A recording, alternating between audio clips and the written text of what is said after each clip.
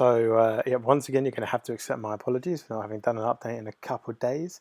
Although these kind of clips are only 10 minutes, it takes a bit of thinking from me, and I've been really busy over the weekend, so I just haven't had a chance to sit down at the laptop and do it.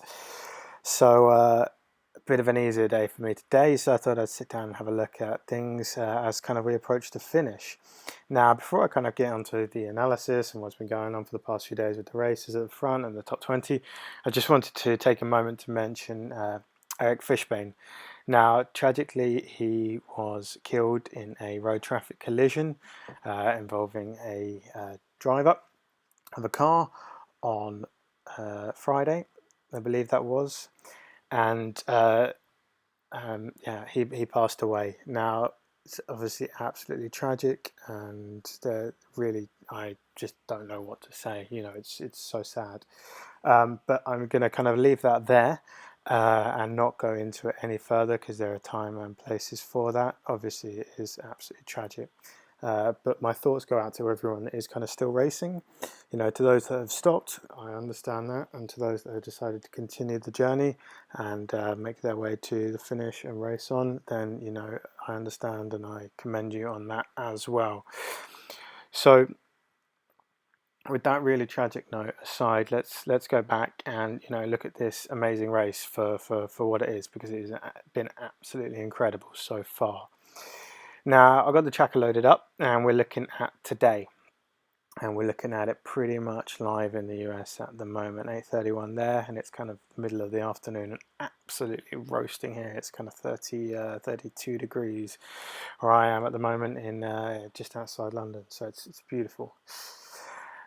So when we last looked, we were kind of, you know, just getting across Cave in the Rock crossing, and we were talking about the ferry and things. Oh, it's not really a ferry, it's kind of a little well, it's a little ferry and things like that. And Evan had kind of pushed on and he'd made it across. John was kind of a bit behind, but looking like he was going to make the ferry and not lose any time there. And Janie, we kind of were wondering about. Now, well, no, Evan's pushed on, John made the ferry and is doing his thing.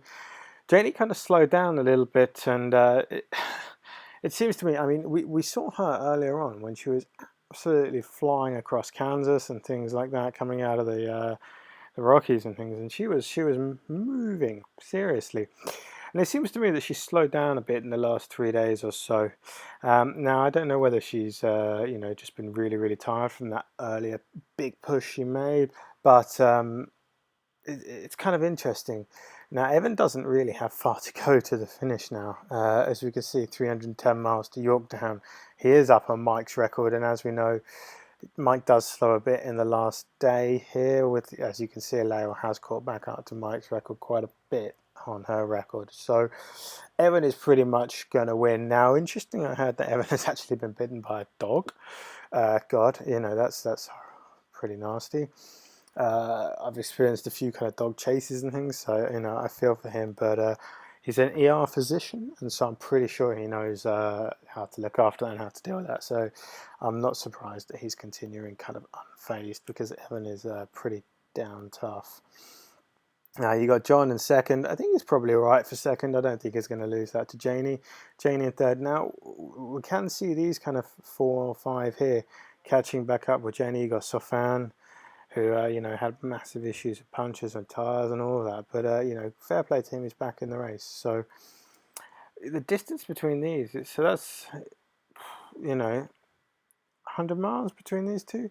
So it's not impossible with, you know, 500 miles to go that these could catch Janie and start worrying her a little bit for that third place. So I think she's got to be a bit careful at the moment of that, and just kind of, you know, be watching these.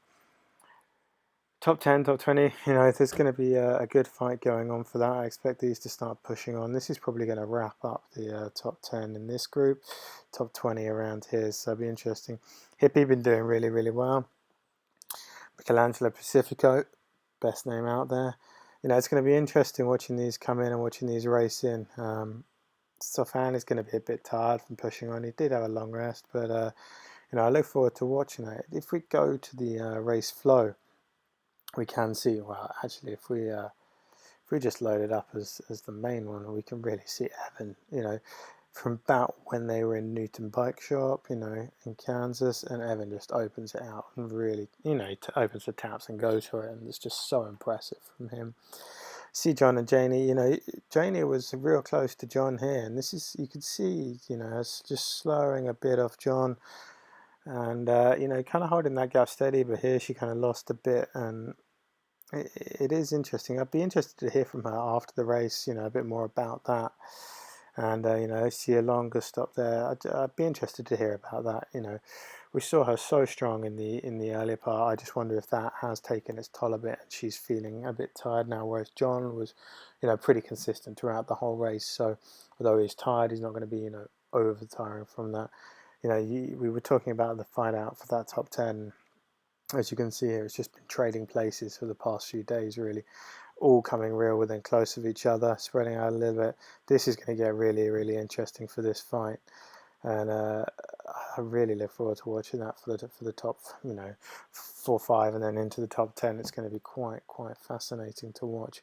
All of these are past Cave in the Rock, the little ferry there now, so they're not going to be losing too much time. As you can see, no one really appeared to lose much time at Cave in the Rock. Michael Wacker did have a long sleep there, but Michael had some issues with having been hit by a car and things like that. So, fair play to him for continuing. Understandable, really, but it's everyone's decision, and he knows how his body is. So fair play to him. You can see some slightly shorter sleep stops for Jose there. Yeah, these are all going to be kind of similarly tired, so it's pretty interesting. But Janie, third place, absolutely incredible ride. It's a shame that she's kind of slowing off a bit. I had hoped she'd be able to, take Lael's record. She was on pace for that for quite a long time, but we've seen her drop from kind of being in front of that record to behind of it now, which is a shame. And I do wonder if having really done so well this year, she'll be looking to come back again and push for that record, which I think she can take. So, thoughts to everyone still who has to cross the central states. It's going to be pretty tough. I've been hearing some massive thunderstorms, some winds and things like that. And, once the leaders have finished, we can then look forward to following the mid-pack and the backpack, because it is as tough for everyone, and if not tougher for some of these people here, having to ride more days, riding longer. It's not easy for anyone, and the weather has been worse for the mid-pack and the front pack, with strong winds and things like that. So commendable effort from them. But yeah, we can expect Evan to finish in maybe 24 hours time, maybe.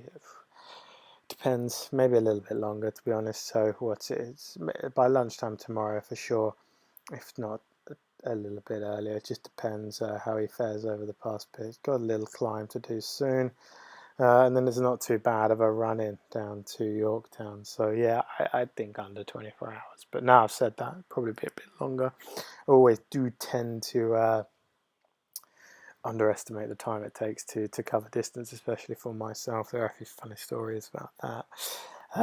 But yeah, Evan's just been going so strong. He's been sleeping a little amount. I don't really expect him to sleep. He's taken maybe 4 hours, 5 hours last night, and so he's pretty rested, and he's really going to push on from now and hammer to the finish. So I well expect him to put some good time into Mike's record, which will be really good to see. It's what records are there for. They're there to be broken, and it's great to see that competitive side come out, and Evan do a really good ride this year. So congrats to him, and this is going to come, and it's going to be really interesting. So there's that. If you've got any questions, just reach out, and once these have finished, then we can look at how the run-in for the rest of the top 5, John and Janie, is going on, and whether Janie's going to be threatened by the chasing group back here. Be interesting to see. All right, take care, guys, and look after yourself. Cheers.